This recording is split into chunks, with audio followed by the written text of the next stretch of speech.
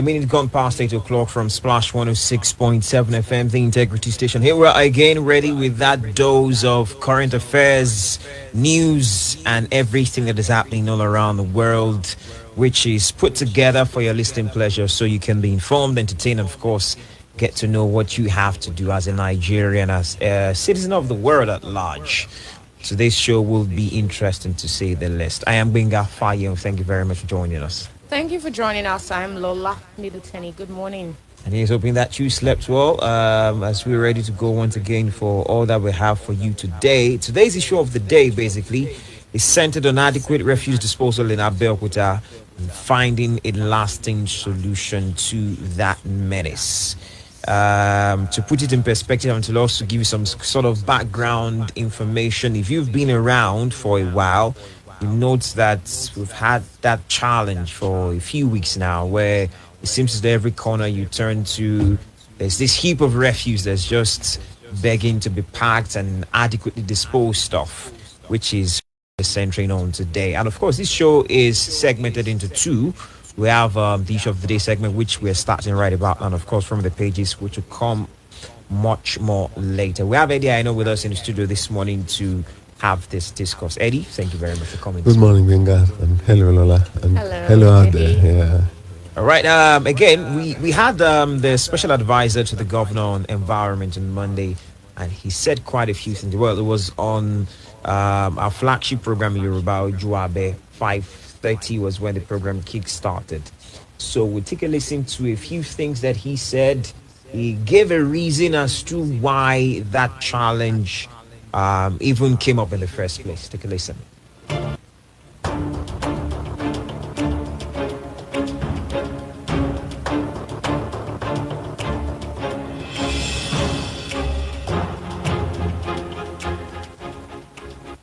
Ní Abeokuta ibi tá à ń dalẹ̀ sí ní Ṣàjẹ́, òjò ńlá kan tó rọ̀ ní bí ọ̀sẹ̀ bíi mẹ́ta mẹ́rin sẹ́yìn, afárá tí àwọn mọ́tò ń gbà lọ dalẹ̀ nù, òjò yẹn fa afárá yẹn ya. Ní ìgbà yẹn òjò yẹn fa afárá ya, àwọn mọ́tò tó lọ tí ó ti kọjá afárá wọ́n há sọ̀hún, àwọn tó fẹ́ lọ dalẹ̀ wọ́n ò ráyè débẹ̀. Wọ́n di odidi ọ̀sẹ̀ kan nígbà tá a ṣe tún afárá yẹn ṣe làwọn mọ́tò ṣe tó lè jáde, àwọn ṣe tó lè wọlé. Ìyẹn fa ìfàsẹ́yìn bẹ́ẹ̀, ṣùgbọ́n èèyàn mélòó lè yàn máa fìdí wọn pé mo yàgbẹ́ wọn, èèyàn mélòó ló fẹ́ mọ̀ pé nǹkan tó ṣẹlẹ̀, ṣùgbọ́n àwa tá à ń ṣiṣẹ́ àmọ́ pé nǹkan tó ṣẹlẹ̀ nìyẹn. Nígbà táwọn èèyàn pariwo akọ̀kẹ́ kò yé wọn náà ni, ṣùgbọ́n káwa dúró ti ṣe wa, káwa rí pé bàtà tún afárá yìí ṣe, gbogbo èèyàn bá wa tún ṣe, àwọn mọ́tò bẹ̀rẹ̀ sí wọlé. Bẹ́ẹ̀ bá lọ káàkiri ń sìn, ó ti yàtọ̀, ó ti padà sí bó ṣe wà tẹ́lẹ̀ nítorí nǹkan tó ṣẹlẹ̀ lónìí kan wá wò wọ́n. All right, you heard him, the special advisor to the governor on environment, Ola Sonya, speaking when he was here on Monday. Eddie, let's get started this way. Benga, before we get started, perhaps for the benefit of those who do not understand Yoruba, maybe just a quick translation of what Oh, was okay, said. yes, I was going to get to that, but actually, he made reference to the fact that the bridge that gives access to the trucks that pack these refuse collapsed, which was what led to the scene of refuse almost in every corner that you turn to in Abeokuta. So, Eddie, are you satisfied with that explanation from the SA? No, I'm not. I'm not satisfied because management of waste is something that is very serious globally, and different countries, take it seriously or take it with levity. In Nigeria, generally, I think about 25 million tons, of waste are generated annually, and that shows you the enormity, of what we have to face. And I think it depends on the way the government takes it. I recall, even in Ota, the same thing is happening there. And what we have found out is that the priority given to waste disposal by government, by policymakers, and even the private sector is so low. And that's the reason why we are getting what we're seeing.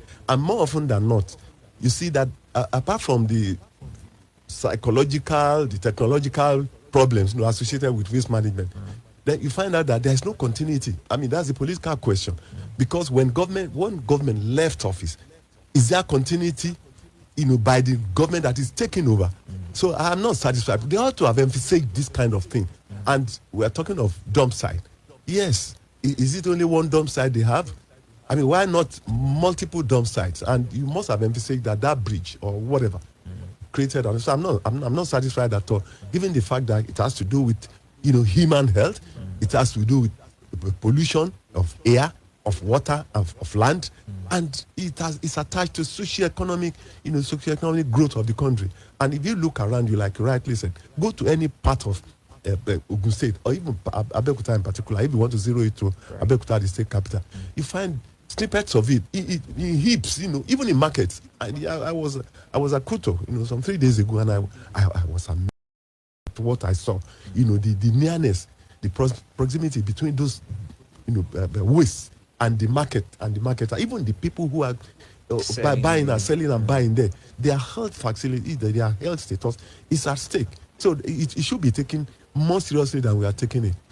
Although I recall that the governor, during the presentation of the budget 2020, he did say that there are going to be improved processes and procedures. I'm quoting him.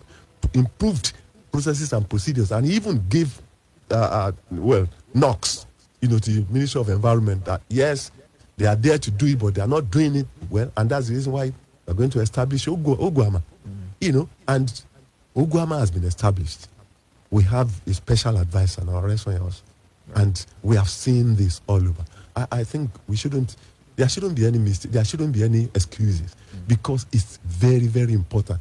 More so when we can turn waste, to wealth, unlike other countries. We are not putting priority to it. In the US, I mean, they take it very seriously.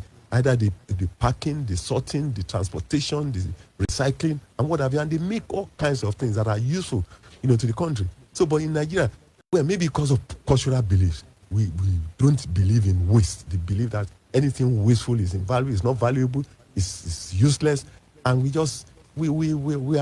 are not happy. We don't love to see it. Whereas waste can be turned to wealth, and so many countries have done it. Fertilizer, Nigeria and in Ogun State, I'm satisfied with compared to what the governor said, during the presentation, what we are seeing at the moment. I think it could be better done. Okay. Eddie, that interview was granted on Monday, and we heard the special advisor to the governor on environments at the end saying that things have now improved since the bridge has been fixed. Have you seen any improvements in, say, the last 5 days? I did mention, that I was in the market, and go around. Look, if you want to do this thing, let's do it the way other countries do it. Waste should be packed before the morning time. Elsewhere, you already have that arrangement. And the problem with waste disposal, the problem with whether you're doing it right or not, are multifaceted. Do you have the funding? Because here, poor funding is affecting it. Governance issues are affecting it. Following laid down policies are affecting it. Not following laid down policies are affecting it. The personnel you are using, what are you doing to them? And unfortunately, within the context of Nigeria or Africa generally, those people who are the personnel you use there, they are faced with stigmatization. They have low morale. You are not even paying them well.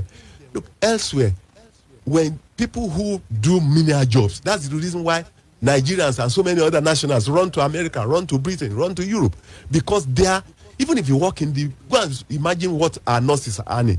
Our nurses are earning.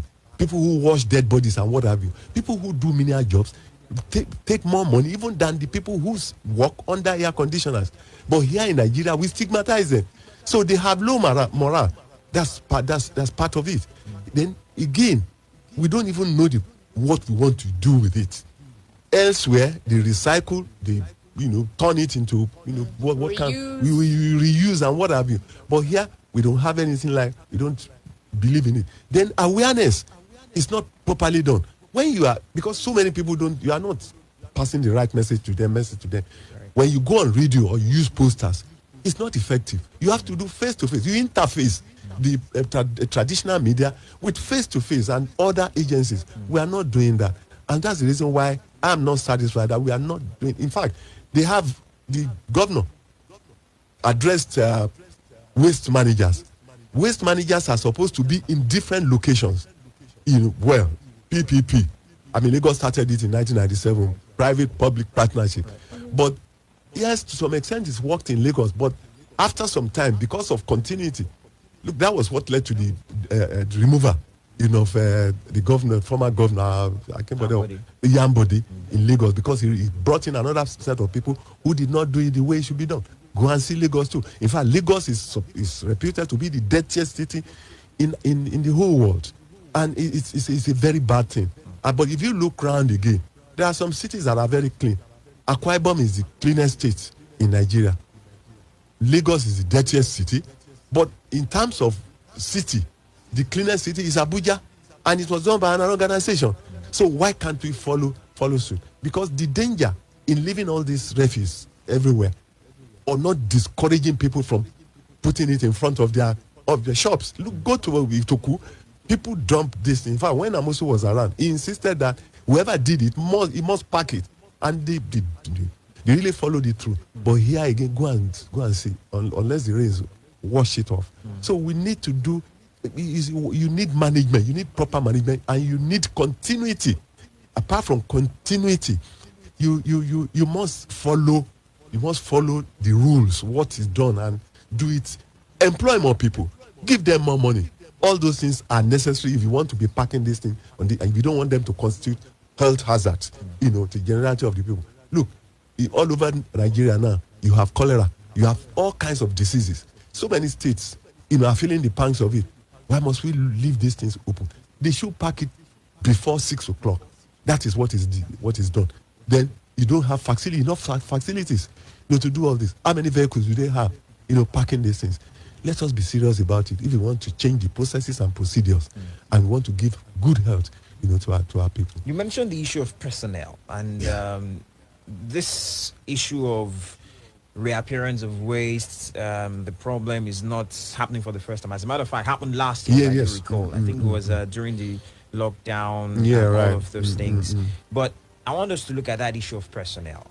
Recall that there was a commissioner for the Ministry of Environment who was suspended. I don't know what has happened right after the suspension. We've not heard anything. Do you think that has also played a part in this situation? Just that we're having the SA who, as a matter of fact, would be like the face of the Ministry of Environment to interface with the public and give them information. As a matter of fact, I know that no one is authorized to speak from any ministry if you're not the commissioner or a special advisor to the governor. Do you think having that lacuna of no substantive commissioner has played a part in this, and maybe the SA is overwhelmed? I think generally it's a general problem in Nigeria. We don't allow institutions to work. If the commissioner is not on scene, the next person is the permanent secretary. Right. Although civil servants are to be seen, not to be heard. But in that instance, the permanent secretary is the head. In fact, he's even more, for me, it's even more important than the commissioner. The commissioners are there for political reasons because the job is done right from the below, from the clerk down to the assistant directors and all that for policy formulation and what have you, writing memoranda. All they do is to sign and go and represent the government. I quite agree. But in the absence of the commissioner, the permanent secretary should have filled the void. I think the problem really is the fact that they don't have what it takes on ground. Why can't they present their problems through the permanent secretary to the government? Because when you don't have the requisite professionals, because elsewhere, in fact, this thing is technology driven. When you talk of, that's what it's done in America. In fact, Luxembourg, when you look at Netherlands, Luxembourg, Britain, these are the cleanest cities. What did they use? Even in America, what do they use? Technology. You can't do it with, you can't do it manually. You can only do it manually up to an extent. But when you want to do it properly, you want to get the hang on it, you do it technologically. You move it. When you talk of collation, transportation, to the site and recycling and whatever you want to get out of it, it has to be clinical. And I think that is what is missing. Go and look at their facilities. You are talking of personnel. You are talking of facilities. You are talking of governance issues. You are talking of attitude. All these things matter because for now, is not done. In fact, we should even see the refuse, piling up. It shouldn't be done elsewhere. Go and look at the banks. I mean, people, they move things immediately. And if we cannot attain that height, then we should employ enough people. There are people who are willing to work. Then give them more money. I mean, excuse the stigmatization. I'm sure the work will be done. But the fact that the Commissioner for Environment was suspended and what have you, should not stop the work. Institutions to be made to work. Without the head of that organization, the job should go on, because there are layers of officers, who are supposed to do the job. And you have the permanent secretary, who is the overall professional head, the technical head of that place. So I'm sure that is not we should rejig. I mean, the attitude of government, the attitude even of the private sector. For instance, the private sector, especially the producers of packages, they only believe in packaging. They are not interested in management of the, of the waste. Why is government not bringing them to book? Why is government not taking them to, do the right thing? The people who produce, institutions, they should be made, to be part of the waste disposal. Because when we are talking of waste disposal, it's not even the markets we are talking of. All these we are talking, we are talking of educational institutions. We are talking of establishment. We are talking of manufacturing. We are talking of agricultural sector. And so there are so many that should be brought into the bind. There should be a waste conference, waste disposal conference, and let government lead the way and insist on what should be done. So that's what I think is the absence of the commissioner. For me, is not an issue, because it's an institution that should be made to work, even in the absence of the head of that place. Just like a company, whether the founder is there or not, the job goes on. Right. Unlike in media outfits, the job goes on. People do the job. Okay. Let's look at some of the measures taken for waste reform, so to speak. So far in Ogun State, last year was when the State House of Assembly passed the bill establishing Ogwama. The governor assented to it, and Ogwama, in passing the bill, the remarks of the Speaker of the House was that it was supposed to rejig waste management, refuse disposal in the state. Since Ogwama has been passed, sometime, this year, Ogwama announced that was a couple of months back in May. Ogwama did announce that they were setting up a sanitary advisory council for effective waste management. That was supposed to be replicated even at the local government level. Sure. The cart pushers were banned from operating in the state, but the Ogun State government said it was going to find a way to incorporate them into waste management reforms. So you have an agency set up to handle waste management in the state. This agency announces measures that it will take. This agency was set up for that sole purpose, to ensure efficient disposal of waste in the state. And yet, in spite of all these measures announced, we're seeing very little action following it up. So it's one to conclude that these are just merely superficial measures being taken, because this is an agency will definitely come with its own staff, and this staff will be on a payroll. They will receive pay monthly, and yet there doesn't seem to be any difference if one measures it in what waste disposal is like now and what it was like before the agency was set up. An agency that was set up to correct a problem. Right. So, and these people are collecting salaries each month. So what then is, as I said, is one to conclude that these are merely superficial methods or measures? You see, if you look at it critically, I think the problem is provision of funds. Most of these agencies are poorly funded. That's the truth. And this Ogwama is an agency that should be properly funded. It's because when anybody enters any city, it is the aesthetics aspect of it, that matters most. Right. Go to Cross River State. I wonder those who did the survey did not mention Cross River State as the cleanest city in Nigeria. I mentioned Akwa Ibom. But when I was in River State, street by street, used to Rivers or Cross River? No, Cross River State, rather. Used to be the cleanest city, in Nigeria, because, in fact, it's paved street by street, and the cleaning is regular throughout the whole day. And so when somebody comes into a city, because of the attitude of those in government and those in politics, to waste money. Then why set up an agency that you do not have the funding to back? That's the question, that's the question we have to ask, especially an agency that is this important, that has to do with the health of the people, like that has to do with air, land, water pollution.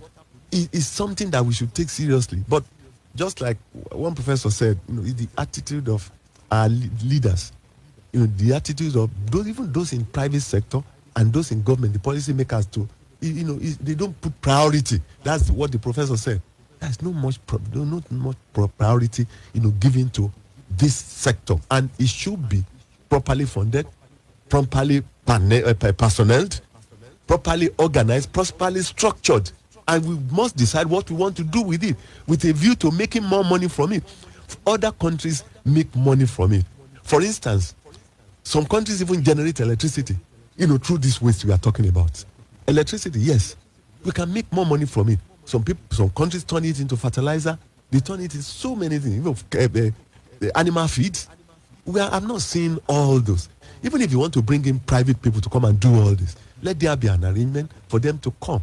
Waste should not be a problem. The monumental problem we are seeing in this country now, in Abeokuta now, it should be something that we will be properly planned to make more money, revenue out of it, and make people comfortable. Yes, there are so many you can use, you can do incineration, although when you incinerate them and whatever, because there are so many formulas that you can use. You can incinerate them, but incinerators has problem with aesthetics, environment, and what have you, the gas, the smoke, yes. Fear and all that. But recycling is it, and you don't have more recycling sectors in Nigeria. If you have them at all, only very few, and that's the way to go.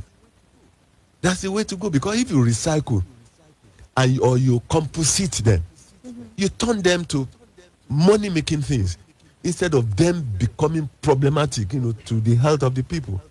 And it can cause an epidemic of greater proportion. What I saw, because the whole stretch of those most markets, they are even Ituku, Ibara, go to all those places. You see hips there. They are not supposed to be there. You don't have to go too far. Right beside us here. Okay. It's site here, near the studio here, it's there, and it's not supposed to be there. You must provide more vehicles, more personnel, more funds, then more money to attract people, because it's dirty. In fact, yes, we say dirty in quotes. If you see those people, they don't even have what to wear to protect them, because what you see is they put handkerchiefs to cover their nose. It's not supposed to be so. They are supposed to be well kitted in a way that it will protect them, from catching any disease. But all these waste are generated from domestic, issues, domestic households. They generated from industrial sectors, agricultural sectors, and what have you. And so this collage can cause problems if not well managed, and that's the reason why I feel they should spend more money on it. If you set up an agency, and the problem, like I said, is there's no continuity in governance. There's politics. My predecessor established this. When I come in, I must establish my own, my own type of it. It doesn't give room for continuity, because you now bring in another person to head the place. Your own worldview may not be the worldview of the organization that has been established there. So if there is continuity, look, in all other clients where institutions work, it's not whoever is there. Biden is clocking 80. And look, is he the one working? No. The institutions in America are working. When the man said we are going to take a revenge on the ISIS K, they did. He's not the one but all he has to do is to give the direct and provide whatever they need, the wherewithal, to execute it. I think it can be better done than what we are seeing at the moment. One of the things the special advisor said when he came around on Monday on the job once again was the fact that refuse collection, how the mode of collection of refuse. In fact, as a matter of fact, he referenced the fact that people should not dump refuse in the middle of the road, that it should be collected from the doorstep of their houses. Now, I attended an institution whereby that wasn't exactly the case. I'm talking about that I attended. Okay. There were strategic locations where you see small bins, where you could drop things here and there, walking distance and not far from each other or one another, as the case is. So it usually easier to control a university environment than it is to control those that are within a city? Well, what the style you mentioned, that system you mentioned, is replicated everywhere. In fact, if we are looking at the cleanest cities in the whole world, apart from Luxembourg, Switzerland, there is Britain there.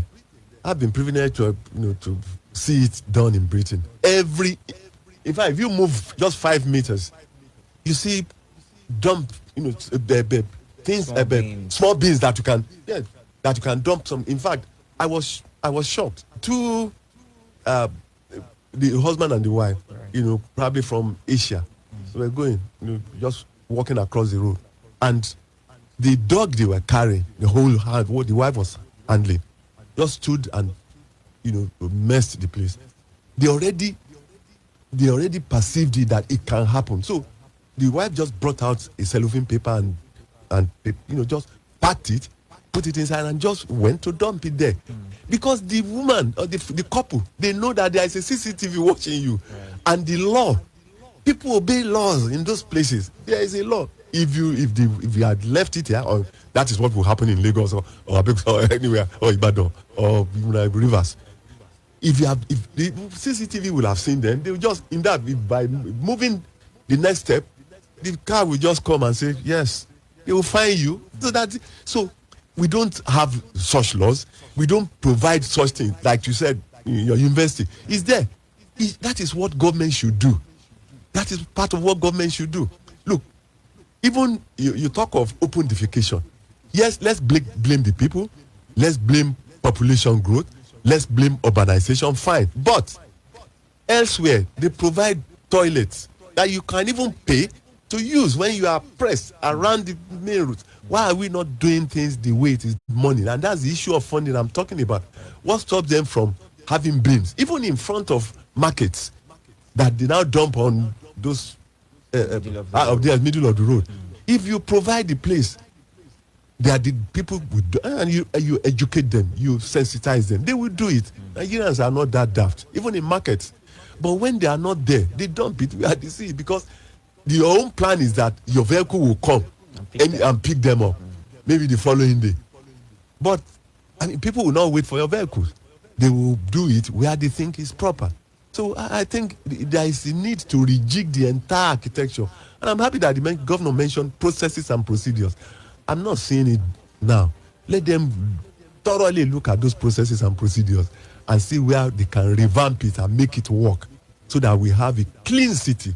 And Ogun State, or Abeokuta in particular, can be named as one of the cleanest cities in Nigeria. All right, we're still discussing the problem of waste management and disposal, refuse disposal here in Abeokuta, and how to find a lasting solution regarding this. Well, it's reported in The Guardian that the Ogun State government is warning residents against unhygienic practices. It's coming from the State Commissioner for Health, Dr. Tony Koka, and she was emphasizing the need for residents to desist from poor hygiene, which may introduce bacteria to their food and so on and so forth. Fourth, asking residents to desist from open defecation as well as unwholesome waste disposal. And she was saying this following the outbreak of cholera in some parts of the country. And the state as well. Yes, and the state, yeah, sure.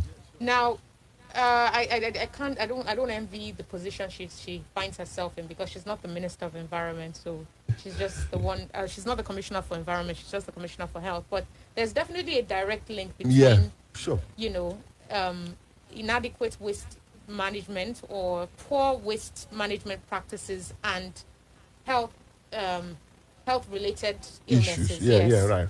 Like the cholera outbreak. So how does one handle this problem? And where does the blame lie? Here you see the commissioner asking the residents not to do this, but can the residents truly be blamed for unhygiene failings? Well, at times when we don't like to be called a colonized country, but there are so many benefits of colonialism because they insisted on proper hygiene at that point in time, and that was when they introduced a wole wole concept. the inspectors, they go, they see the pots of your water, they see your environment where you are defecating and all that, and they have fizzled out.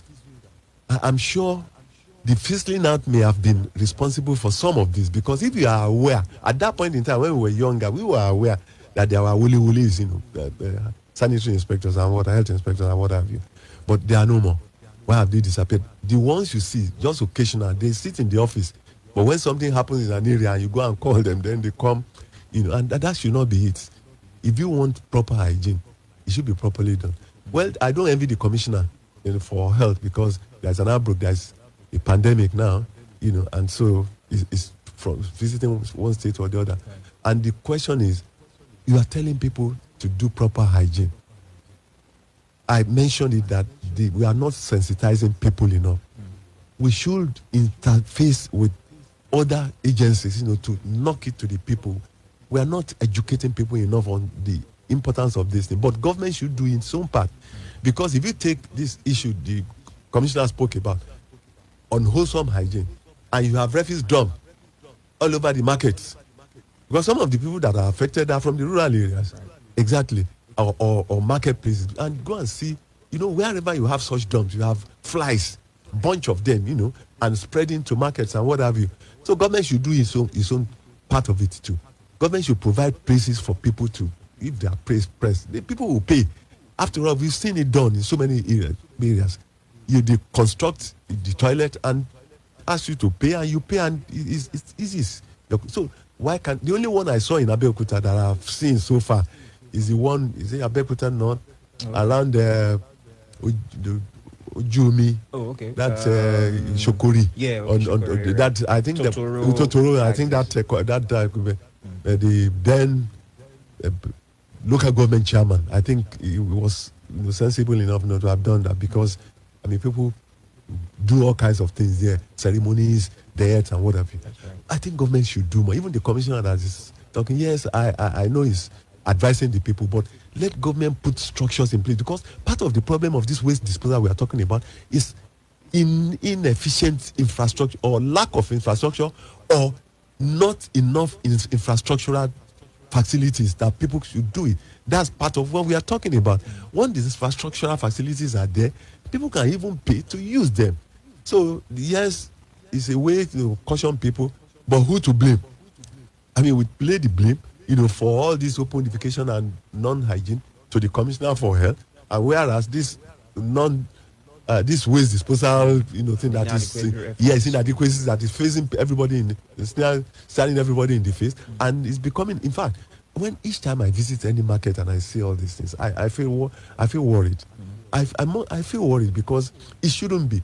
Strangers, there are strangers in the country. That's right. There are people, construction companies, and there are people go to the markets. I think we can do more. We can do it better than we are doing it at the moment. Okay, we listened to two more audio clips from the special advisor to the governor on environment. Once again, Mr. Ola Oresoya, when he came around on Monday, and he said a few things. He tried to prefer solutions as well to forestall future occurrences of this, on what you don't want to see really with the refuse and all of those. And then he also gave a reason for why there was no release from the part of the ministry. We'll listen to that first, and of course, efforts to forestall future occurrences. Do stay with us. Sherry, ọ̀rọ̀ tìyẹn, àwọn tí ó ń pè wá aṣàlàyé fún wọn, nítorí a ti tẹ nọ́mbà jáde. Ṣùgbọ́n ìta máa fi máa pariwo, ìṣẹ̀lẹ̀ ká máa ṣiṣẹ́ wa lọ. Àwa náà ò mẹ́kò tiẹ̀ máa tó àsìkò yẹn. Nígbà tí wọ́n gbé páìpù sí, tí wọ́n kó wọn tó kó sí, a rò pé ó máa, nǹkan tá a rò pé ó máa gba ẹjọ́ kan, ọjọ́ méjì, ó gba ọjọ́ márùn-ún. Kò tiẹ̀ sẹ́ni tó ronú pé ká lọ máa pariwo pé à ń bọ̀ o. Iṣẹ́ yẹn gangan ni. Gbogbo ẹ̀ náà èèyàn ń gbọ́n sí ni. Nísìnyí tá a mọ̀ pé ẹ̀yin oníròyìn tẹ́ súnmọ́ wa, tẹ́ jọ rẹ̀ wa, ọ̀pọ̀lọpọ̀ wa náà ẹ bá ti ta orí pé kí ló ń ṣẹlẹ̀ o, a sọ fún yín, ẹ dábàá sọ fún àwọn ará ilé, àwa náà túbọ̀ súnmọ́ yín, ẹ náà túbọ̀ súnmọ́ wa ni. Débi pé ẹ̀ ń tẹ̀lé ká àwọn ará bí ń ṣiṣẹ́ kí ló wá ṣẹlẹ̀, ó yẹ kẹta olùgbé ká ọ̀gbẹ́ni Ọ̀rẹ́sọ̀yà kí ló dé, ẹ wá kó kínní ni ẹgbẹ́ yín ṣe tẹ́lẹ̀ ṣe mọ́, à sọ fún yín ṣùgbọ́n ọ̀pọ̀lọpọ̀ àwọn èèyàn tí wọ́n ti ní nọ́mbà ẹ̀ lọ́wọ́ tí wọ́n ń pè wá à ń sọ fún wọn àwọn ní òkè àwọn ti gbọ́ wọn ní sùúrù fún wa là á fi ṣe gbogbo àwọn ti jáde gbogbo ẹ̀ ó ti di kíkó wọ́n ṣiṣẹ́ wọ́n òru náà ṣiṣẹ́ mọ́ láti bí ọ̀sẹ̀ kan sìn ṣe rí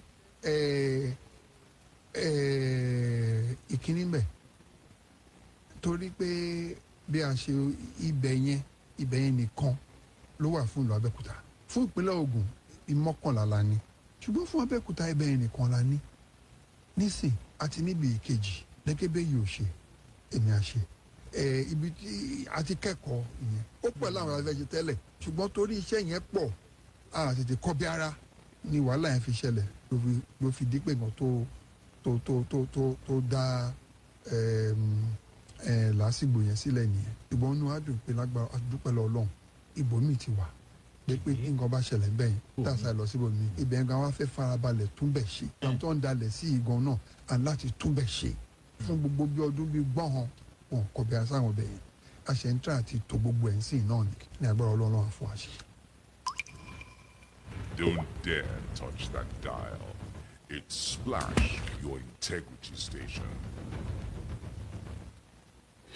Panorama. Panorama. Panorama. Panorama. Panorama. Panorama on Splash 106.7 FM.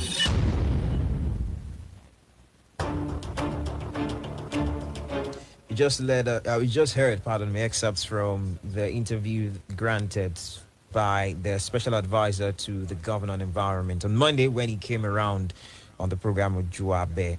His name is Mr. Olaore Sonya. Well, in the two clips you listen to, I'll do some bit of translation for those who are not very conversant with Yoruba language. The first one, he mentioned the fact that the reason why there was no release of salt from the environment is because they were overwhelmed with the situation at the time. And so they just felt, get busy with whatever it was that they were doing to fix the situation.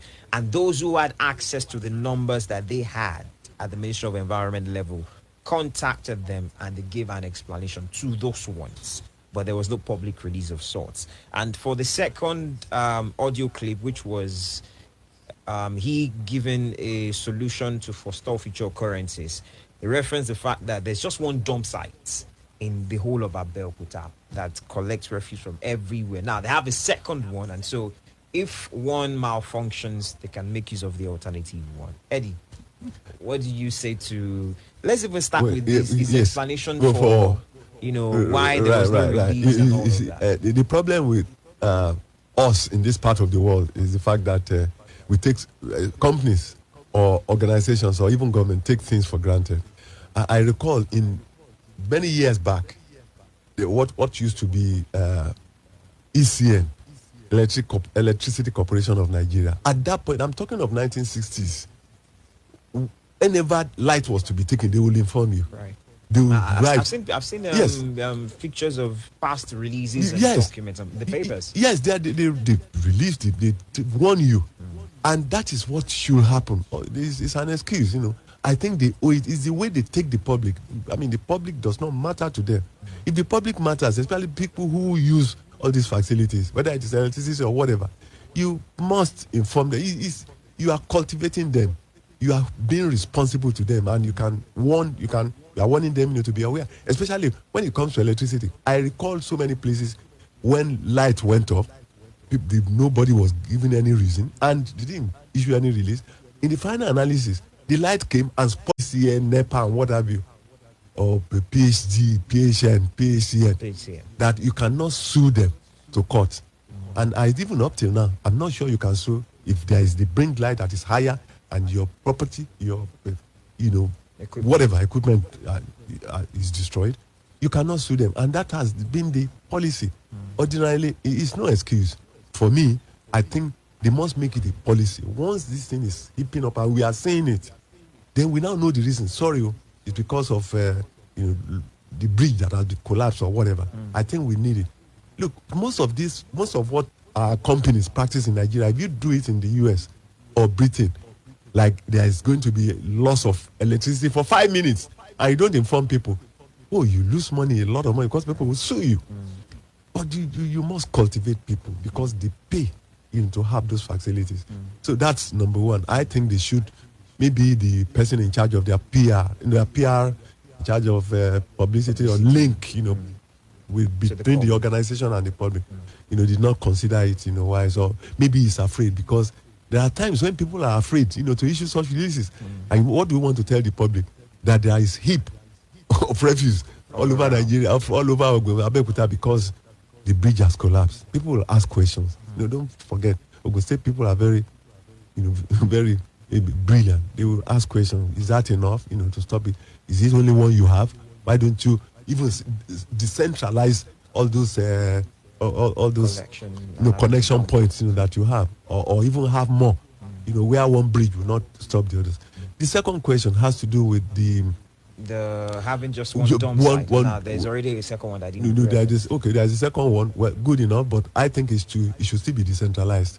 They should have more, to be nearer. For instance, there's nothing stopping us from stopping that organization, the environment, from having about, maybe availability of land or whatever. But I think they should have more and be more proactive, in collecting them. All right, let's hear from you listening to us at home or whatever device you're using to listen to us. The numbers are 0817-444-1067, 0704-400-1067, and 0817-555-1067. Please try as much as possible to limit your thoughts to 1 minute. Hello, good morning.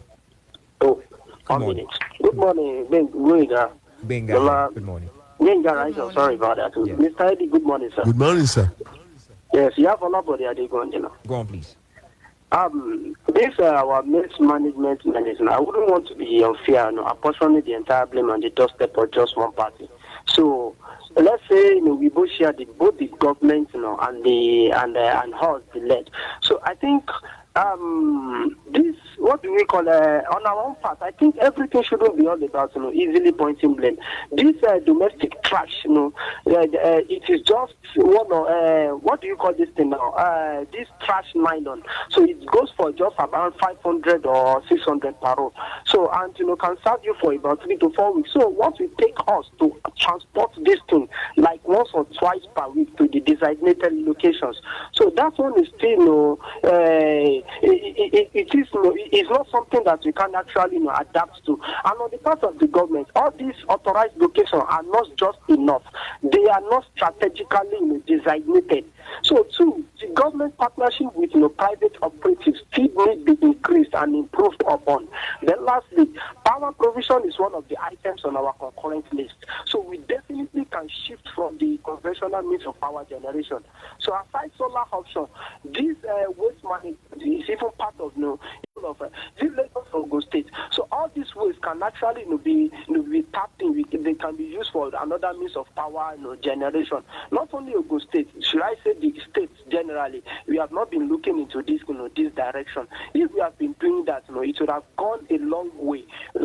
Not this reckless disposal of waste here and there. Good morning. Thank you very much, Alabada, for talking to us. 0817-444-1067, 0704-400-1067, and 0817-555-1067. Good morning. Good morning. Good morning to you. Yeah, Nicholas. Nicholas, please go on. Yeah, good morning. Morning, Nicholas. How are you doing? I'm good, thank you. You define Ogun people as being brilliant. When Abraham Lincoln defined democracy as a government by the people, for the people, and with people, some people say she did not define the people. Was it the ruling class, the masses, or the military, or the... Some people said she didn't define the people. And let me assume you meant Ogun. But you see, I was speaking to my dad some time ago, and he was telling me about his secondary school. And she said, for you to be a student there, you must succeed in sports, academics, and discipline. And they begin every day with morning mass. So there was little room for error. In fact, the principal would say, if you are alone, you are in the wrong place. I was listening to the commissioner of health yesterday, and there was even a confusion over whether the sanitary workers, the local government employees or state employees or health workers, health and environment have always been linked, even when our illiterate grandparents were alive. They knew the farm where they would go to do the other thing and the one they would use to farm. Some of them were privileged to have WC, some were not. But even those who didn't have WC, they understood hygiene. When a man is pressed, he would easily go to the town. Even the fast foods and the banks, their WCs are messed. They are messed because they have poor water supply. A well-ventilated pit toilet is always hygienic.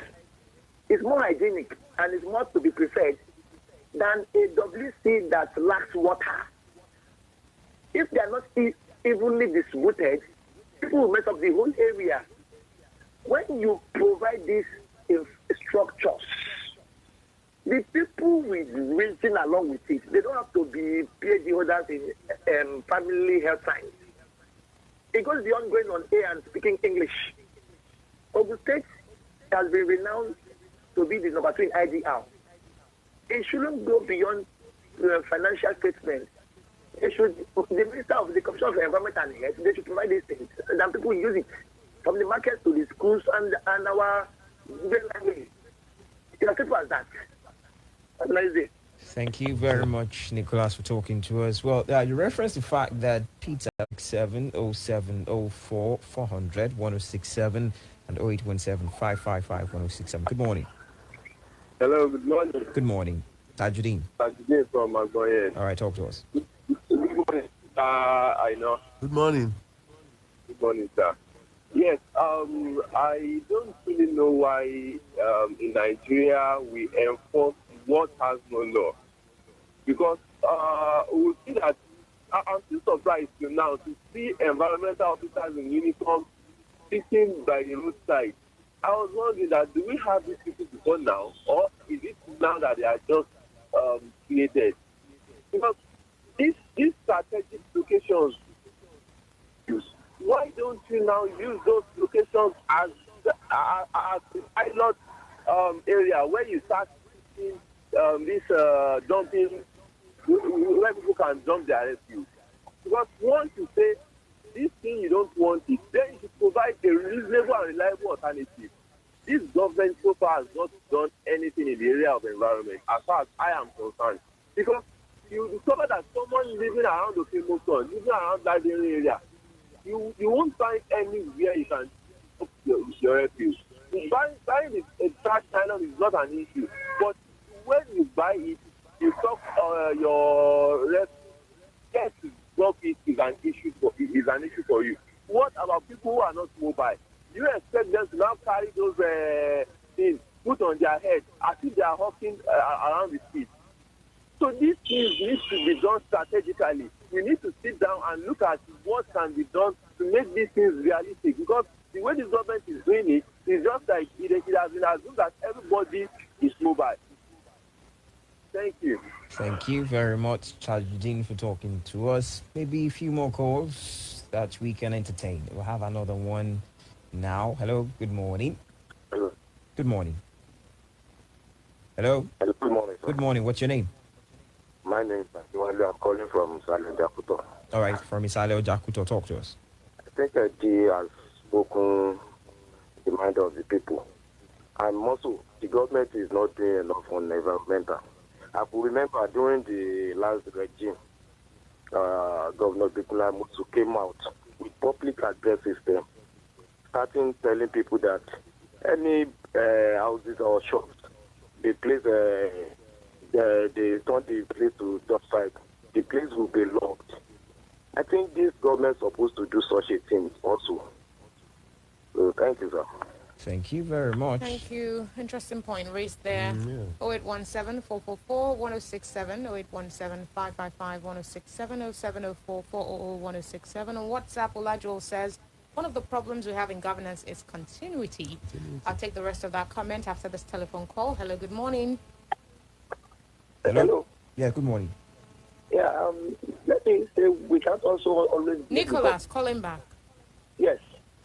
There are some landlords in this city who built houses without consideration for water supply. But they can spend millions for a party. So the Commission of Health cannot deliver. Under Eddy Aina, from Kara Namuda to Ogbomoso, Nigeria was clean. People took their time. They were in queues in public places, in banks. You could not. Last 2 months, or last week, a 64-year-old man raped a 2-year-old girl. On Eddy Aina regime, that girl's mother will be judged. It should be easier for a 2-year-old to be close to the mother than a 64-year-old madman. Nigerians should also cultivate a habit of self-hygiene, of discipline. That ability will not be in every ward. All right. Thank you, Nicholas, for your contribution. Continuing now with Olajuwon's comment, he says, I would like to advise our State House of Assembly to enact a law that will dissuade leaders from discontinuing any program that is of great benefit to the development of the state, irrespective of whatever party the newly elected leader comes from. Also, can we take that call, or shall we? Okay, maybe 30 seconds. Hello, good morning. Hello, good morning. Tajudeen, right? From Agbon. Please, you have 30 seconds. Just speaking quickly. On the issue of continuity, I still do maintain that there is always continuity in Nigeria, but it is only in the aspect of corruption. No continuity on anything good. It is on every bad thing. There is always continuity. Thank you. Thank you. Oh my God. Olajuwon says also, if this government knows what it is doing, a lot of employment can be generated for the teeming unemployed youth in the state and by extension Nigeria. This government should not limit its advisory committee to those that surrounded him, but extend it to outsiders. Like somebody once said in one of your programs, there was somebody he knows who approached this present government to give him the right to evacuate all the waste in the state without any input from the government, but this person was ignored. Why would the government reject such an offer? Therefore, if they're having financial problem now, it is nobody's problem but theirs. Having rejected an offer by somebody to evacuate without comment we have after the commercial break we're about to embark on. But thank you very much, Eddy Aina, for being with us. Still going to be here for the duration. Oh, right. Eddie's still sticking with us right to the very end of Panorama today. But stay with us. Keep dropping your comments on WhatsApp and Facebook. WhatsApp is 0817-555-1067. Facebook is Splash FM 106.7. Hang around. We'll be back. Panorama. Panorama. Panorama. Panorama. Panorama. Panorama on Splash 106.7 FM.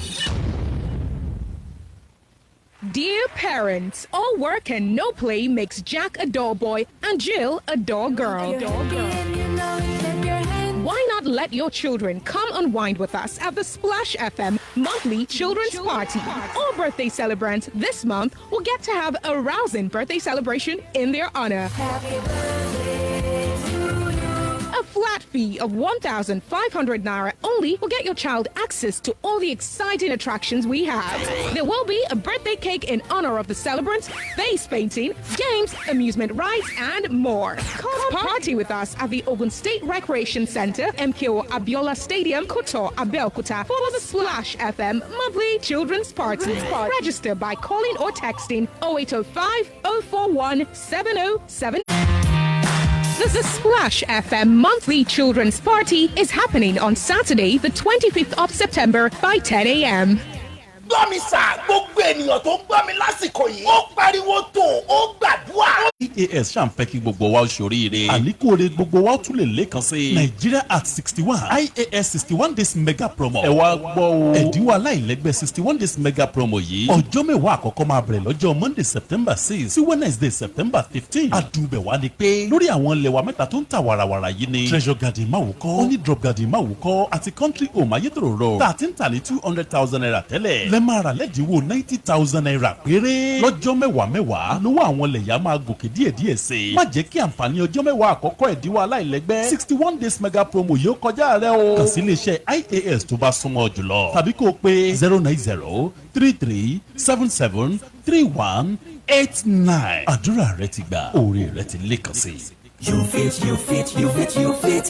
fit fly. Wow, you fit fly brings to you another wonder as we embark on a holy pilgrimage to the kingdom of Jordan. Of course, you have been to Jerusalem a number of times as instructed by the New Testament, but this pilgrimage to Jordan will help you complete your holy pilgrimage according to the Old Testament. Remember, River Jordan is where Jesus Christ was baptized by John the Baptist, and a number of historical sites mentioned in the Bible, like the point where Prophet Elijah was taken up by chariot of fire, as well as Mount Nebo where Moses stood, for Tuesday 14th to Tuesday 21st September 2021, as led by evangelist J.A. Adelakun Ayawa. Visit your Fit Fly office now, 68B Awolowo Avenue, opposite Fed Adventure Palace, Isalẹ̀gbẹ̀yìn, Abeokuta. Telephone 081-3378-5934. ìgbọ̀tún rèé lọ́nà ọ̀tún fáwọn àgbẹ̀ oníjẹ àmọ́dún èyí ló mú iléeṣẹ́ ABR Agro Investment Nigeria Limited ní bẹ́ẹ̀ bá ti bá wọn ná yálà ilé oko àpèsèyàn bádà ìdí ẹ̀mẹ́ tàbí orílẹ̀ ìlúgùn tẹ́ bá ti ra plọ̀tì mẹ́ta ẹ láǹfààní láti gba ìdajì sí i lórí 30,000 naira per plot. Bẹ́ẹ̀ náà sì tẹ́ bá ti ra éèkà kan ẹ gbòdìdì lẹ̀ plọ̀tì kan lé lórí ilé oko alábàtà pẹ̀lú òṣìṣẹ́lẹ̀ náà plọ̀tì mẹ́ta tẹ́ bá rà lórí 40,000 naira per plot ẹ láǹfààní sí ìdajì plọ̀tì lórí òun náà bẹ́ẹ̀ bá sì ti ra éèkà kan náà pẹ̀lú ẹ ti gba odidi plọ̀tì kan lé lórí àǹfààní péréte lè yìí tí yóò parí ní sátidé ọjọ́ kejìdínlógún oṣù kẹsàn-án ṣẹ̀ta wàyí gan. ẹ máa bọ̀ ní 39 NTA Road Ọ̀gbẹ́ Abeokuta Ogun State 08033706236 08033706236 ABR Agro and Investment Nigeria Limited ọ̀rẹ́ àgbẹ̀ tó mọ táwọn àgbẹ̀ fẹ́ láti jèrè gọbọi. Olóyè Ahmed Ifa student agbémọlẹ̀ gbogbo ẹ̀gbá tó ń débi ìṣe wọn lọ́sẹ̀ yìí Ògbè Alára àtúmọ̀ sí Ògbè Ọlá ló jáde lójú ọpọ́n Ifá lọ́sẹ̀ yìí Ògbè Alára Ifá là máa là á máa lo Ifá ní ká gbìyànjú lórí ìrìn àjò ayé ẹni pàápàá lórí ire gbogbo tá a nílọ́kàn kó yẹ kó ti wọlé àmọ́ tí ò wọlé ó máa wọlé Ifá ní ká falẹ̀ mọ́ níbi tá a gbé rí Ògbè Alára Ifá ní ká rúbọ ẹlẹ́gàn Ifá tún kì wá nílọ̀ Ifá ní ká má bá wọn dìtẹ̀ báyìí o tó ráwọn kan ń dìtẹ̀ ẹni àwa la sì máa borí wọn ṣùtì wúyẹ́wúyẹ́ ṣùtì wuyẹwuyẹ kò sẹ́ni ó máa pẹ̀yìndà tí ò ní lọ́rọ̀ ṣùtì lára adíá fún Ọ̀rúnmìlà tó máa ráyé yọ ṣùtì ṣe wọ́n ní ó kára ńlẹ̀ ẹbọ ni kó yá amúṣẹ o ẹ máa yọ ṣùtì yín lọ ẹgan ọmọ gbẹ kó yín má dùn ẹ máa yọ ṣùtì yín lọ ẹ ń yọ ṣùtì yín mò ń lówó lọ́wọ́. bọ́rọ̀ lé ayé ẹni bá fẹ́ rújú dẹ́rù kòkè tó fẹ́ kọlẹ̀ ó tún níbi táwọn àgbà ń gbé kà ìgbésẹ̀ ló kàn fún àlàyé síwájú sí pé 070-6654-7726. Don't dare touch that dial. It's Splash, your integrity station.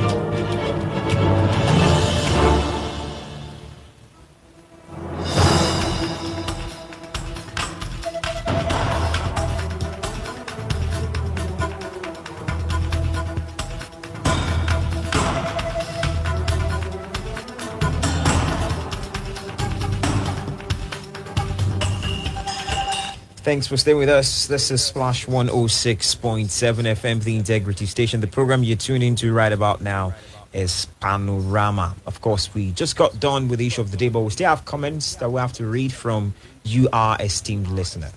On WhatsApp, Kende Gabriel says, good morning. Waste management issues are menace in Abeokuta. Presently, the last administration did well compared to the present administration in terms of management of waste in our dear state. However, I think citizens have a lot to do as well. We should develop good hygiene and teach our children the proper way to dispose waste. This sector in our environment is so poorly attended to in our society. Abdul Fattah Babatunde says, good morning, Bingalola and Eddy. If the Commissioner for Health is talking about spread of disease consciousness and the environment is dirty, who is at fault? Go to Kuto Market and some areas to see what is happening there. I was somewhere 2 days ago and I feel sorry for them in that environment. See? Let the necessary be done. God bless Nigeria. Thank you, Babatunde, for that contribution. And that's about it. All right, no comments on Facebook actually. So we just move on to from the pages now as we get started with this. Here with me is Nigeria.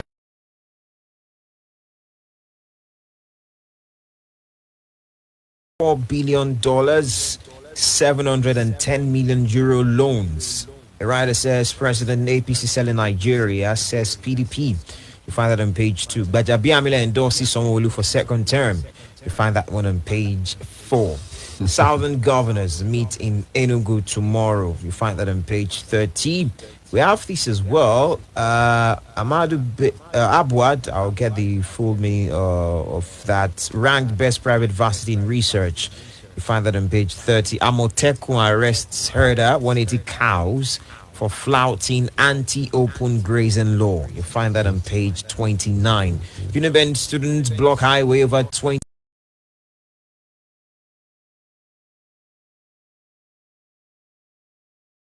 114 out of 266 fleeing inmates recaptured. You find that on page 29. IPOB bows to pressure, cancels sit at home order.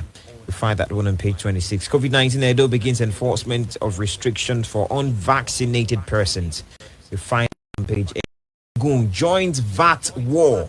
Bill passes second reading at Assembly. You find that on page 2. AMCON AIG CPs to support debt recovery drive. This is according to the Inspector General of Police, IGP. You find that on page 4. And finally, CBN to launch 15 trillion naira infrastructure fund in October. You find that on page 6. And there's a picture here that shows, it was at a finance meeting as the Central Bank of Nigeria, Governor Gordon Emefiele, Vice President Yemi Osinbajo, the President's Chairman of Council of the Chartered Institute of Bankers of Nigeria, CIBN, Bayo Olugbemi, during the 14th Annual Banking and Finance Conference in Abuja, and that was yesterday. There's also a picture that depicts participants at the Million Man Freedom March powered by Nigerian Indigenous Nationalities Alliance for Self-Determination, NINAS, at the United Nations UN headquarters in New York, and that was yesterday. These are the stories on the front page of Nigerian Tribune. Well, half of Daily Sun's front page is taken over by a sort of advertorial, but I'll read what I can find here and then make up for the shortfall with other headlines from the Punch and Premium Times. 6 Nigerians, others named global terrorism sponsors. Abdurrahman Ado Musa not. That's 9 Mobile. I'm guessing he's one of the 6 Nigerians named as one of the global terrorism sponsors. Fury over federal government's plan for fresh loan, $4.054 billion, 710 million euros, $125 million loans involved. PDP man Afenifere Ohaneze, others kick. It's a huge concern for Nigerians. Yusuf, ex-LCCI boss. Ugwanyi signs anti-grazing law. Insecurity, others top agenda as southern governors meet in Enugu. From the Punch now, the governor of Ebonyi State, David Umahi, is going against the grain, at least where southwest governors or southern governors are concerned. He's saying FIRS and not states should collect that. Also from the Punch, the Minister of Labor says that rising unemployment can wipe out Nigeria. Elite unsafe. That's from Minister of Labor and Productivity, Chris Ngigi. From Premium Times now, Zamfara Emir kidnapped along Kaduna Abuja Road. Kwankwaso shuns EFCC investigation, risked arrest. And finally, from Premium Times newspaper now, Rivers State government takes VAT collection battle all the way to Supreme Court. All right. It's easy to get carried away with all of the stories surrounding fresh loan, $4 billion, 710 million euros, and all that. But let's start from Ogun State here this time around. The story that borders on Ogun joining VAT war, and there's a bill that has passed second reading at the State House of Assembly. My question in this regard is, some might see this as putting pressure on the governor of sorts as such. There is the anti-open grazing bill that has been passed by the State House of Assembly. Still waiting for the assent of the governor as we speak. And now the State House of Assembly has gone on with the VAT bill. It's a skilled second reading. The question is, what confidence should the citizens have that these bills will be assented to by the governor? I mean, the anti-open grazing bill is still there, yet to be assented to. Oh, first and foremost, we must give kudos, to the Speaker of the Ogun State House of Assembly. Very proactive, very dynamic, cerebral, and I think the only way you can do it, is to instigate, to pep up the governor, or to make sure that they start a process whereby the governor can, at least, be on the defensive. Yes, the anti-open grazing bill is here to sign. Well, I don't know the reason why. Maybe he wants to veto it, but even if he vetoes it, the House of Assembly has, can pass it with 2/3, majority. I mean, it's there. They can pass it and it stays as a law. But I don't want to believe that there is a problem with it. Maybe because the father died, or one constraint or the other, because of the vice president, Yemi Osinbajo, or because of the body language of the president. But all those things are immaterial. What is material in this sense, is the people that voted you into office. What concerns them, their safety, their welfare, their security, with regards to the anti-open grazing. That. Now, I respect the Speaker for doing this, because he mentioned it even before they came in. That there was a report that he promised that he was going to, that the committee on finance will work on it the day they resumed, and he had made good his promise. You may not take the hands of the governor away from it totally. It may have been a caucus thing, because more often than not, even during the 1979 Shagari days, Awolowo days, there were caucuses. Those caucuses are very, very influential. They will meet before any bill went to the National Assembly, and whatever they decided at that caucus is what will the party members, go present that. Yes, will follow. So I want to believe, just to, I want to plead, I want to be a devil's advocate in this instance, that the governor probably knew about it at the caucus level. But if he doesn't, if it's not a caucus thing, then something must be wrong somewhere, because Ogun is contiguous to Lagos. Right. And in terms of industrialization, I think Ogun is the best. Ogun is higher, is the best has more industries than any other state in the country. Yes. I mean, go to Agbara, go to Otam, just mention it. And that's what gives us IGR, to the thing of what we have at the moment. So if the governor is not thinking along that line, because when you talk of VAT, you are even talking of those consumption, consumption goods, and services. Because I remember Wike even said companies have to pay to him. That's right. And which means it's going to be a benefit on the side of our own governor of Ogun State, for the benefit of the people. So I'll be surprised if the governor is not thinking along that line, for whatever reasons they may have. But I want to believe that if this second reading, it passes, and they have a public reading, a public hearing, right, and eventually pass, I'm sure he will listen, he will pass it, because Ogun State, like I said the other time, they have a way of, and Yoruba State generally, they won't take to guns, they won't take to whatever, but they have a way of getting things done. They are very diplomatic and very tactful when it comes to it. I'm sure people of character who are important in Ogun State, because there's nobody that doesn't have a price. That's when it comes to price. And there's nobody that does not have an advisor, somebody who, if he appears to you, say, hey, do this for so reason. And I'm sure they are banned in Ogun State, plenty. But I want to believe that maybe he wants to sign the two bills together, and that's why I'm playing the devil's advocate. The delay in passing, the delay of the governor in assenting to the anti-open grazing bill, does it, and now this one, the governor has been mute on the whole VAT controversy. Yes, exactly. Does it portend for you a hesitancy for the governor to perhaps go against the dictates of the government at the federal level, the federal government? Because we know that the presidency, the federal government is not in support of the ban on open grazing. And we also know that there's a tussle between FIRS and states, and FIRS is a federal agency regarding this VAT controversy. So does it, for you, portend a hesitancy for the governor to perhaps go against the wishes of the federal government on these two controversial issues? You know, initially I mentioned two instances that maybe because of Oshibajo, the vice president, and the president's body language. But let's tie it to Imo State. The governor of Imo State, Hope Uzodinma, is the mantra. Is the mantra everybody gives him is the fact that he's a Supreme Court governor. And it's not only Supreme Court. When you talk of Supreme Court, it must have been, it has political, undertones, and some people must have helped at the presidency and what have you. Allegedly, because once the Supreme Court gives judgment, we believe that is it, and we are giving it to them, really. But people will connect one thing or the other, and that's the reason why Uzodinma is refusing. He says, as far as he's concerned, the headers and the farmers, he has a way of settling them. Contrary to the decision of the southern governors. If the question you've asked now has something to do with our own governor here, I mean, people are likely to interrogate his action. Is it because of his relationship with the federal government or with the president?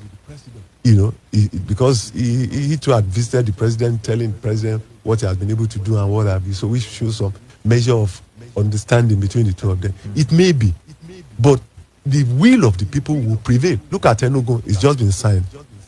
And the Ohanize, Indigbo, apart from IPOB or other people, they've warned Uzodinma that he has to toe the line of the people. And I don't know how he's going to wriggle away, from that trap. But here in Ogun State, I'm sure the governor will eventually, because even the vice president, when he was the Attorney General and Commissioner of Justice in Lagos State, he took the federal government to court many times and won. And that was the reason why even the issue of Lagos State, collecting VAT on hotels, restaurants, and event centers, Lagos State won. That's one of the cases. In fact, there were three. There was the Ukala versus FIRS in Port Harcourt, and this third one was the last one. So I see no reason why the vice president, who is a law professor, who is a senior advocate of Nigeria, he from Ogun State, and he knows the implication of that bill. Because in the final analysis, if that case is won at the Supreme Court, because Rivers has taken the federal government into the Supreme Court, how would our governor, how will he appear to the people? How would he see, that victory? Will he be part of it? Will he be happy? So I want to believe that our governor will not behave that way. Because he's a gentleman. I'm sure after the burial of the dad, the two bills, will see the light of the day. I'm curious in some way when you mentioned when the vice president was the Attorney General of Lagos State and they sued the federal government several times on this same issue. Yes. And I was listening to a show, I think it was yesterday on my way to work, and the speaker referenced the fact that it's disturbing that those who seem to be on the side of the people when they were closer to the people now seem far away when they are up there. Does this even raise suspicions from the part of the people when they believe, okay, while it was Attorney General as an instance, now they fought, and then now that they are, for instance, vice president and higher up there, then they seem to be opposing the same thing that they fought for while they were closer to the people? Yes, because they cannot be seen to be working against the government. I mean, it was in this place that we discussed IPC, this IPC, there's this lady that we discuss sometimes here, yes, the lady in charge of investments. Oh, okay. Investment Promotion Council, right. Why did the court throw away the case? They threw it out because they said the man who brought it, member of the governing council, brought the case to the court. He was part and parcel of that decision. Why now challenge it in court? So the vice president is now there. The shoe has turned the other way around, and so he cannot be seen to be opposing the government in which is the second in command. And that's the reason. In fact, I was not surprised when we were all told, it was in the papers that this the land they are coming here. This transformation, land transformation, farmers transformation, whatever. It's coming to Ogun State, and I think Ogun and Ekiti And we said, yes, Fayemi is understandable. He's the governor, he's the chairman of Governors Forum, and 2, he has his side allegedly on the presidency. So the vice president cannot be seen to be opposing, because the chairman of the transformation, whatever, land transformation effort. So he cannot be seen to be opposing this. So I wouldn't be surprised that the governor, but the governor is our governor. We elected him in this state, and this VAT thing will benefit the generality of the masses here, and the generality of the masses have that power to punish when the time comes. I'm sure the governor is aware of that, so he will sign. I'm very optimistic. But you rightly mentioned it. When people are they take different positions based on the position they are holding. The vice president was the commissioner for justice and attorney general. That's right. And under Tinubu, and this Tinubu said, this is what I want. So he had to go and defend it. Now it's with the president, and the president is saying no to open grazing and VAT collection. So he cannot be seen to be opposing it. Okay. Well, keep sending your comments. This is from the pages. We're looking at headlines from the newspapers now. Here's another headline that made front page of Daily Sun. Okay. And it's on the United Arab Emirates, UAE, yesterday, naming 6 Nigerians among 35 other nationals and 15 organizations that are allegedly financing terrorism. According to a report by Emirates news agency, the revelation was made known after accusing the persons and those organizations of supporting terrorism.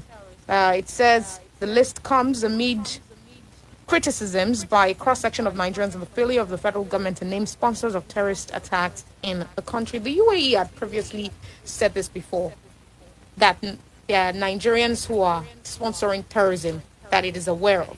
But it's outrightly naming them. The names of those 6 are here in the Daily Sun.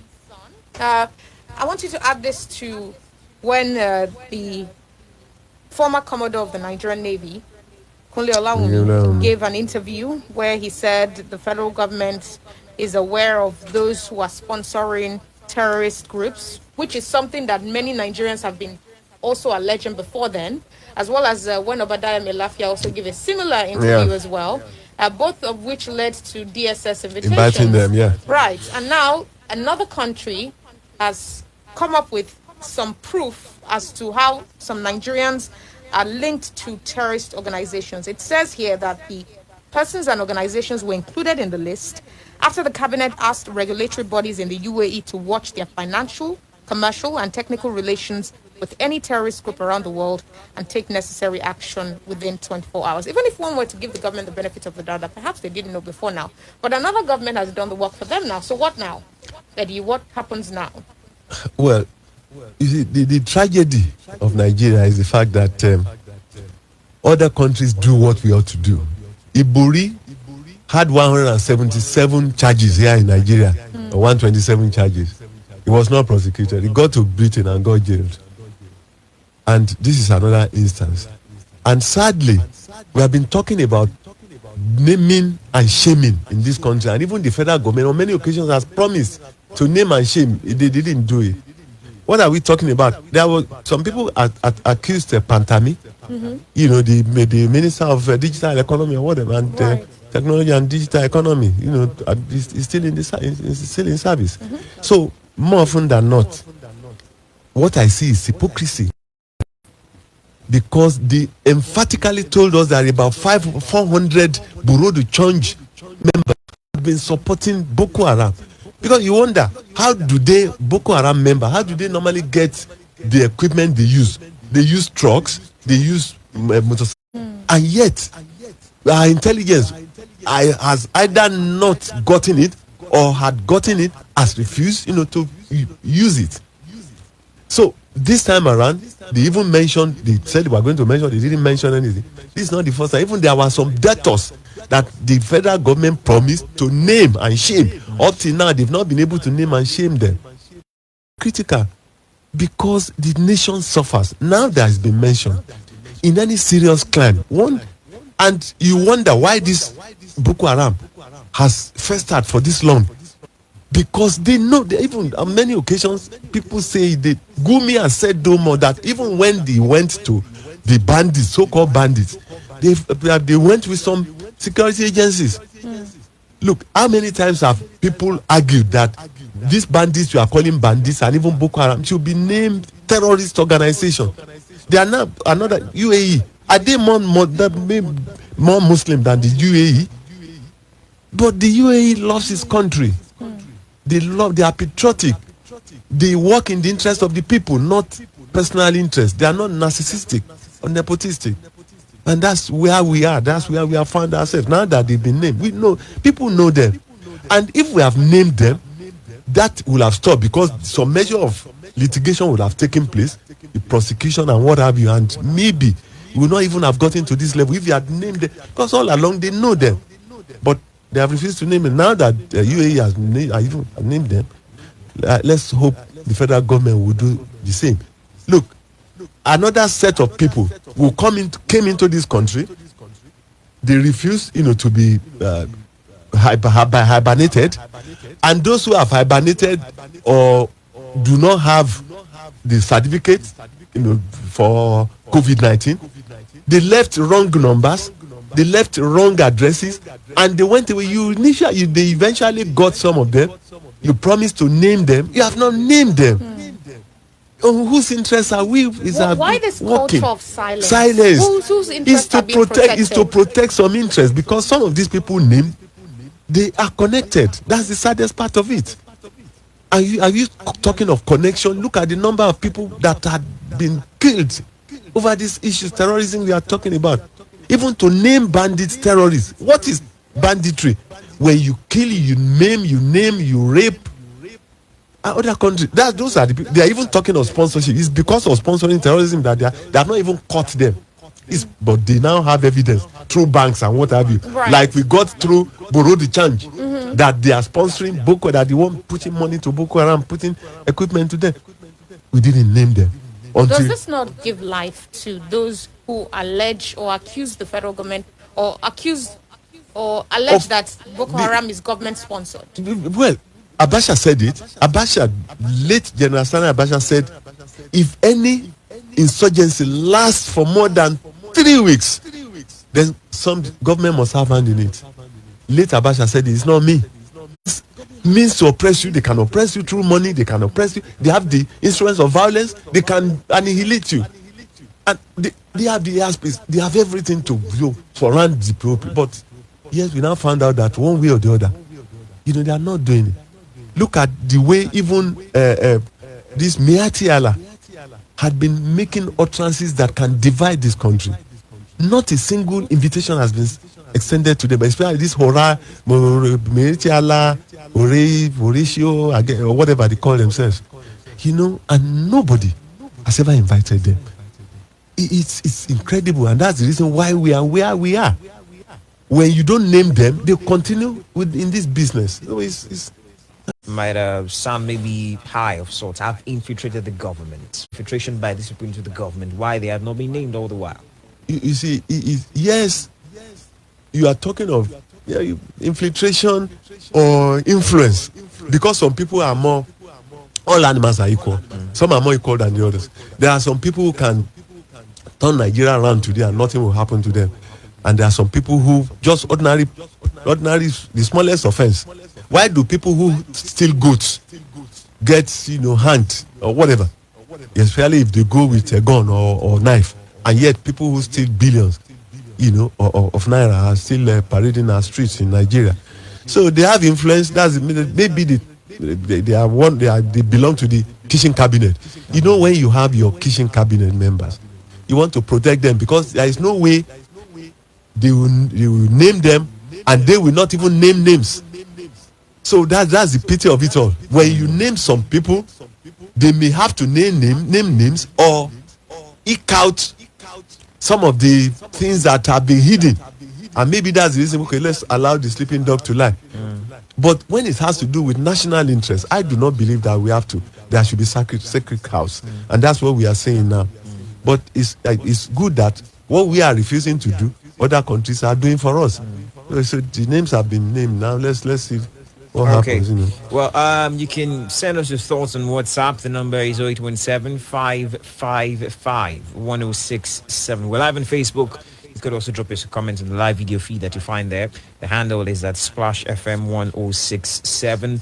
We'll get to the phone lines very shortly. Let's go all the way to the East as IPOB bows to pressure on council seat at home order. The question in this regard is, would you say sense has finally prevailed on the part of IPOB? I mean, there was the reports of students being hindered from taking their WAEC examinations and ECO examinations, and from the body language of a lot of people, I'm not sure it's everyone, from a lot of people, it seems as though IPOB was already losing the plot. Right. Well, because initially, you could call it 50-50, people who are opposed, to IPOB and people who, especially when it comes to issue of headers, coming to kill, to maim and operate in the East, contrary to the norm. I think some people supported it at that point in time, especially when they consider issues like crocodile smile.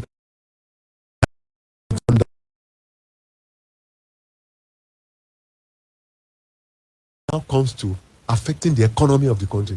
Recall the governor of Anambra State, Obiano, cried out day before yesterday. Look, gentlemen, this thing is affecting the economy of the country, of the states in contrary to the directive. Got really bashed, and even their cars burnt and what have you. Right. So it's the fear. It's the fear of the people, that prevented them from coming out. But now that they have said, come out, I think people have spoken to them, because that's the point I was making at, some fora, that there is nobody that does not have somebody that can talk to him. These IPOB people we are talking about, it's not only force that you should apply. Right. Carrot and stick, dialogue. They are people know them. No, this is getting too much because it's affecting education. I mean, when students cannot go and write exam, that's the one aspect of it. Then people cannot go to market, especially on Mondays. You are losing it, and I think the reason has prevailed. I want to believe that reason has prevailed because there are so many ways they can. In fact, the way they have fought already, I think they have won some modicum of acceptance, even by government. Government knows that it's a powerful organization. Look at when the president visited. Right. I mean, look at the entire 5 states. It was like a graveyard. Although some people came out, but unlike there. But I think by now they should. Could this be seen as the first light of a rethink on their part? And what has to be done? I mean, for what it's worth, we have to preach one Nigeria, the fact that we should be one indivisible nation and all of those things. What can be done for them to have a rethink? Yes, the first and foremost, dialogue. Because if you look at what the Easterners are fighting for, they're saying we have only 5 states, others, other states and other regions have. That's number one. Then the approach of the presidency, to them, dot in the circle. We know the language, they understand and all will mix that way. I mean, they are antithesis when there is fairness. So there's no place I haven't been to the East. 08175551067. Sir, I will continue to give somebody that is supposed to be my enemy. I'll continue to give him a benefit of doubt. So long that my friend, my own sibling, my own brother, whom I put trust in, has not seen anything wrong with that person. I don't like into this word of this is wrong. Mr. President, sir, I will leave this government if my people's interests are not taken care of.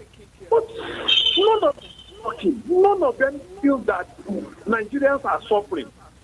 Look at this of the thing that they said Mr. President has presented another one before the National Assembly.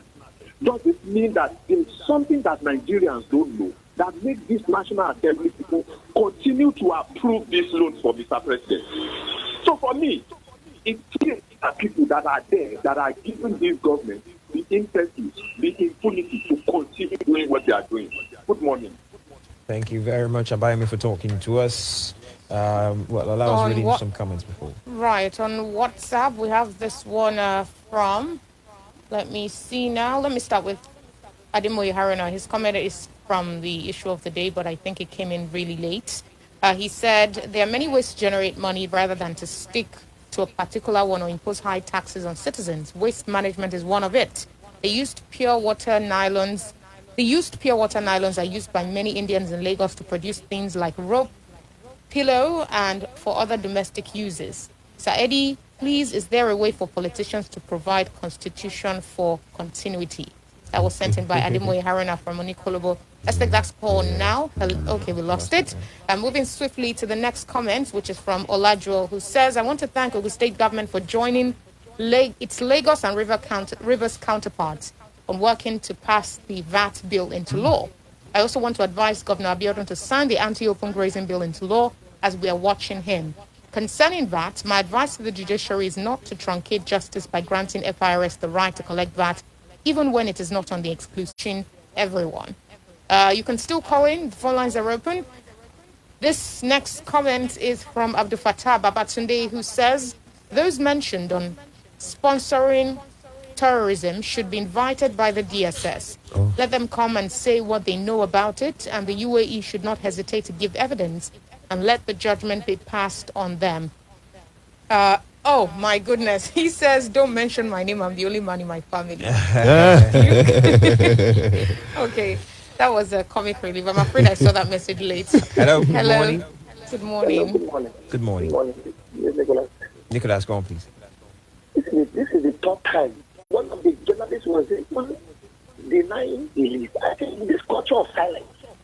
I don't know if there's an official policy that they not even name names. When we even see the names from UAE, but when the names are online, that anybody that has a phone can see these names. But this country can go to Kenya and breach the Kenyan forces and pick a man and try and get someone. This country can go to Ibrahim, catch a man, kill his men, and even catch his cat.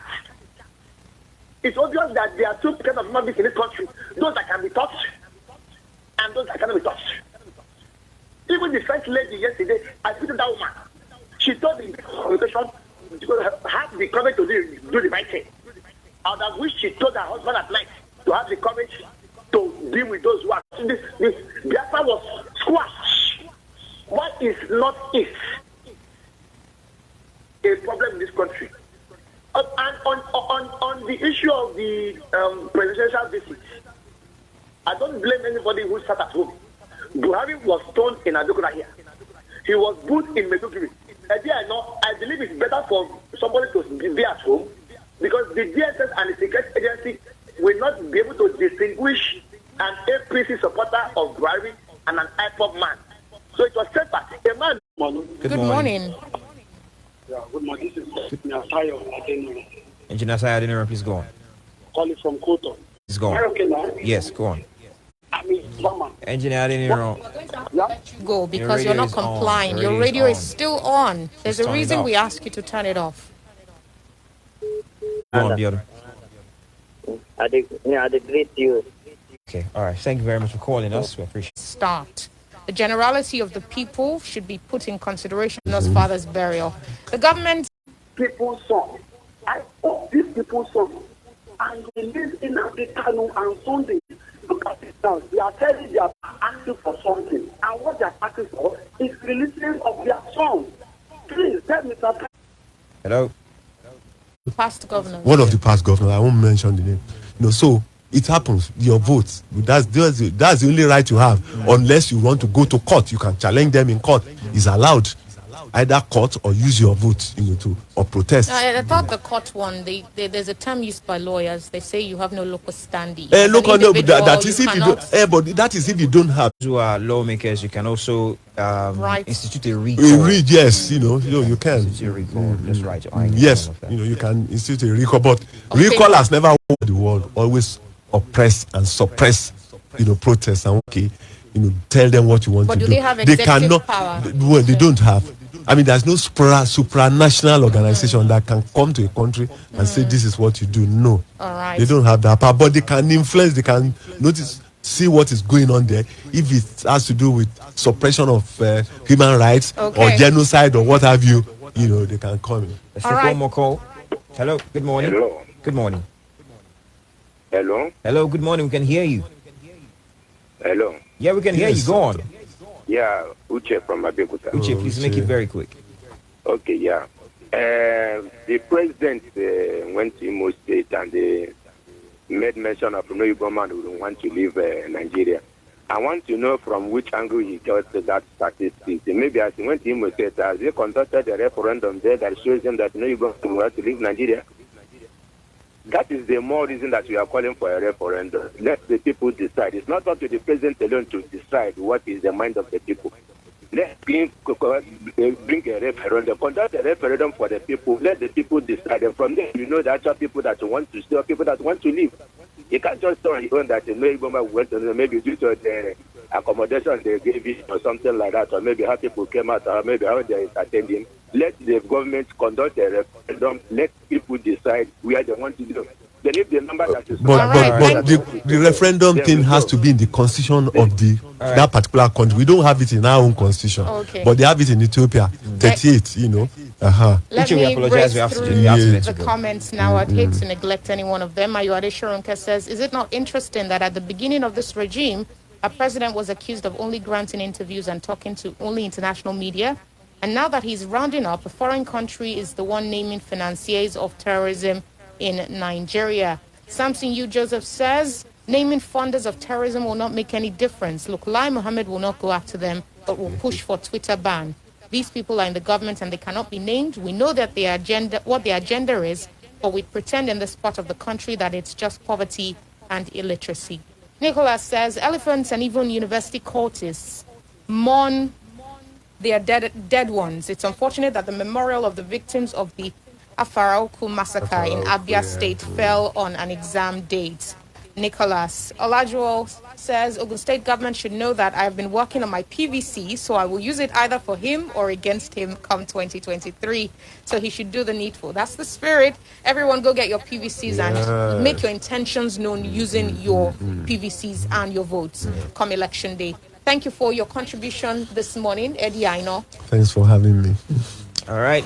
For the brevity of we're out of time actually, so you can just check out the comments that have come through on Facebook, and of course we can always get the conversation going on that platform. Thank you very much for everyone who called and for those who sent in their comments as well. Eddie, as always, we appreciate it. Great deal and hold you in high regard. Thank you. Thanks for having me. That's the show. We'll be back again. I'll be back tomorrow, not we. Enjoy the rest of the day. I'll be back on Monday. See you. Have a great week.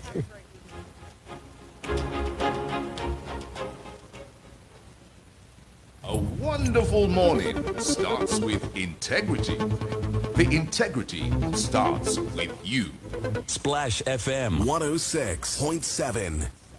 When fans of football clubs